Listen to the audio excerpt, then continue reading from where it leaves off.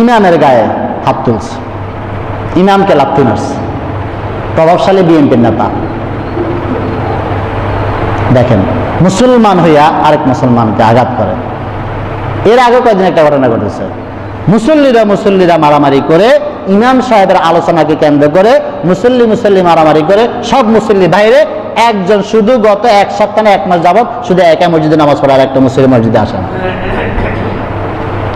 রাসূল বলে গেছেন, আবু যর, এরকম সময় আসবে, তখন তোমার দায়িত্ব হবে দ্বীনের বিষয়ে কারোর সাথে তর্কে জড়াবে না, দ্বীনের বিষয়ে আরেক মুসলমানদের সাথে মারামারিতে জড়াবে না, প্রয়োজনে চুপ হয়ে নীরব হয়ে জঙ্গলে চলে যাও, ইবাদত করো, কিন্তু আরেক মুসলমানের সাথে তর্কে জড়াবে না।